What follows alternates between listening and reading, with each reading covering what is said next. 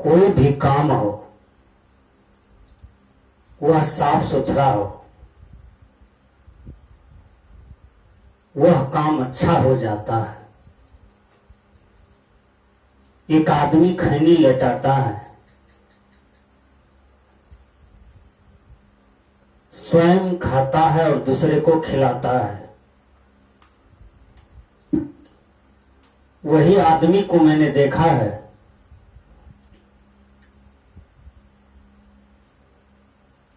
जब उन्हें सर्दी होती है तो अपने ही हाथ से नाक पोंछते हैं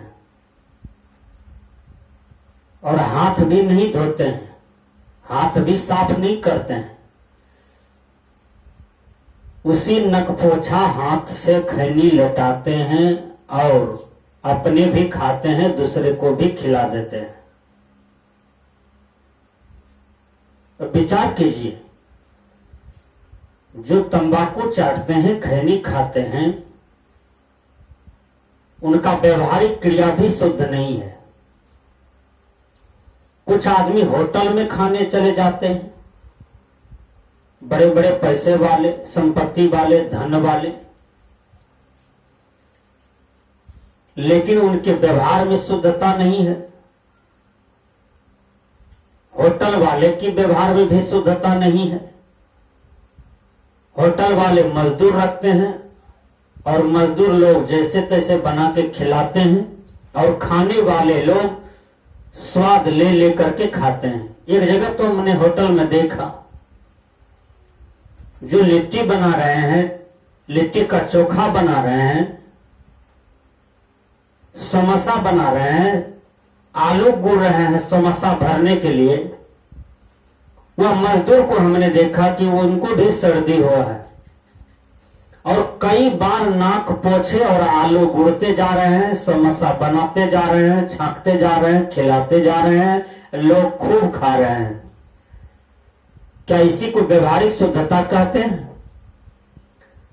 हमें इतना ज्ञान भी नहीं कि हमें कहां खाना चाहिए, कहां नहीं खाना चाहिए, किनके हाथ से खाना चाहिए, किनके हाथ से नहीं खाना चाहिए, इनका भी ज्ञान नहीं है।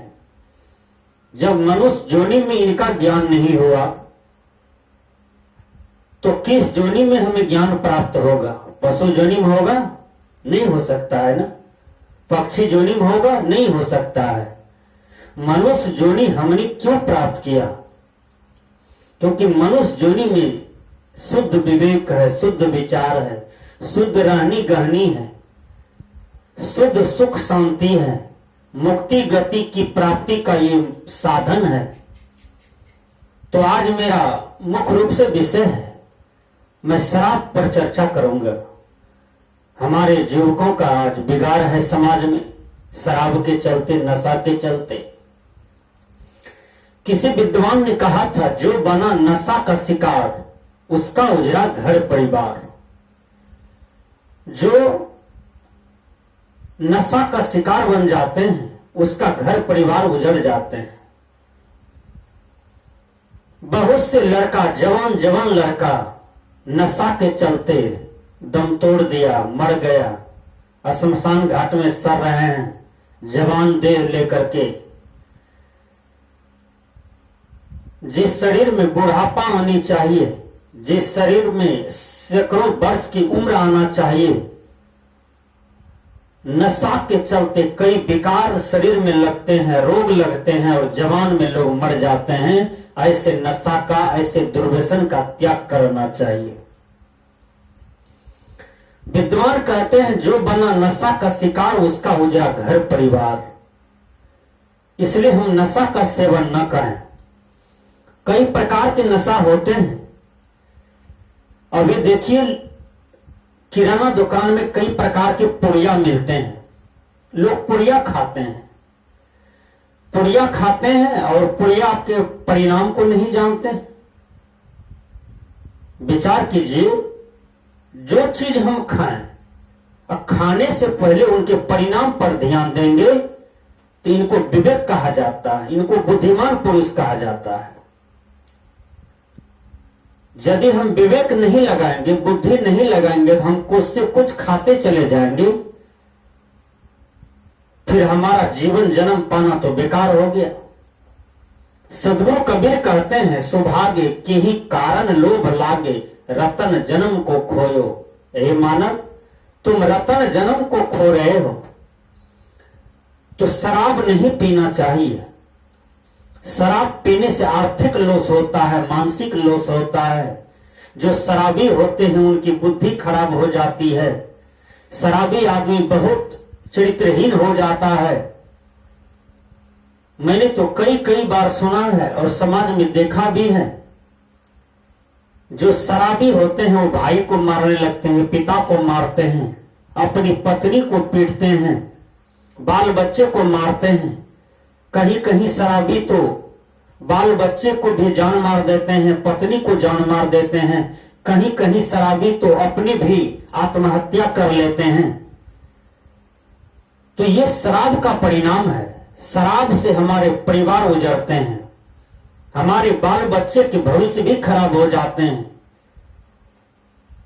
शराब पीने से हमारे समाज उजड़ जाता है, समाज का बिगाड़ होता है। इसलिए ऐसे शराब का, ऐसे नशा का त्याग कर देना चाहिए। यदि गलत संगति में पड़ करके हम शराबी हो गए, नशेड़ी हो गए, तो उनका त्याग होना चाहिए।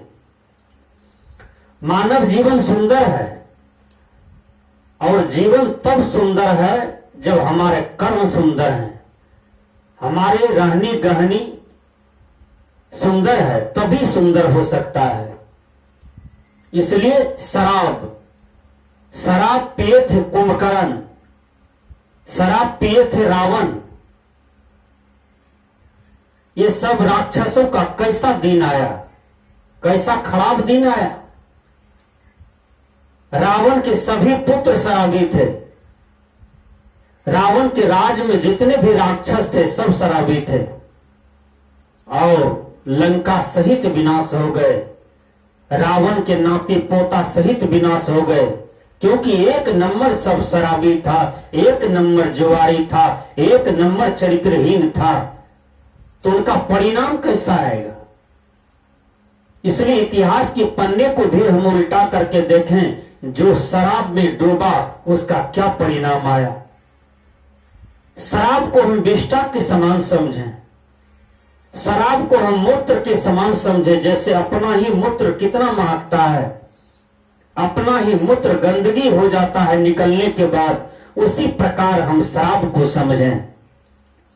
मैं सच्ची घटना कह रहा हूं। शराब का लत देखिए कितना खराब होता है।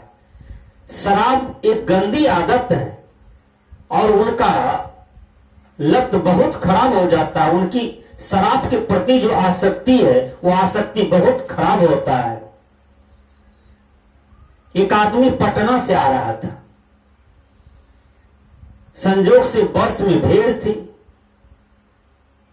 बस वाले को बार बार बोले कि रोको गाड़ी को, हम उतरेंगे, पेशाब करेंगे, लघु शंका करेंगे, 5 मिनट करेंगे। लेकिन ड्राइवर नहीं बुझते थे बात को। उसके पास 3 बोतल था, 5-5 किलो का 3-3 तो बोतल था झोला। बात नहीं माना ड्राइवर। वो क्या किया, एक बोतल में पेशाब कर दिए और वह 5 किलोवा बोतल को लगभग पटना से पूर्णिया आते आते वह बोतल को भर दिए। जब बोतल भर गया तो ठेपी लगा करके उसको रख दिए ऊपर में, जहां पर बैग रखता है। एक शराबी था बेचारा, शराब पीने का लत था। वो शराबी बहुत झगड़ालू टाइप का था और वही आदमी के बगल में वो बैठा था। रात के 11:30 बज गए बस को आते आते पूर्णिया। शराबी सोचता है कि बोतल में लगता है शराब है। शराब समझ करके उसी के पेशाब को पी लिया। विचार करें, पेशाब को पी लिया शराब समझ करके और सभी पेशाब को पी लिए। विचार कर सकते हैं। तो ये तो मैं अपनी जिंदगी की कहानी बता रहा हूं, जिसको मैंने अनुभव किया है, देखा है। तो शराब पीना बहुत गंदी आदत है, इनका हम त्याग करें।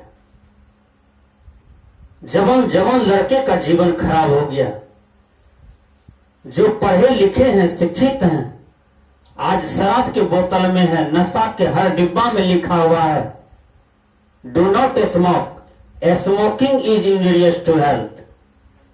धूम्रपान स्वास्थ्य के लिए हानिकारक होता है, नशा स्वास्थ्य के लिए हानिकारक होता है। जब हम शराब पीते हैं तो वह पेट में जाता है, पाचन क्रिया खराब करता है, अंदर में कई प्रकार की मशीनरी शक्ति हमारे खराब कर देते हैं शराब।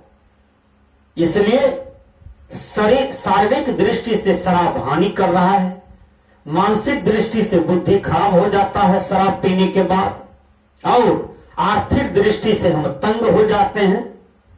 जब हम एक नंबर शराबी हो जाते हैं तो फिर हमारा सब कुछ धीरे धीरे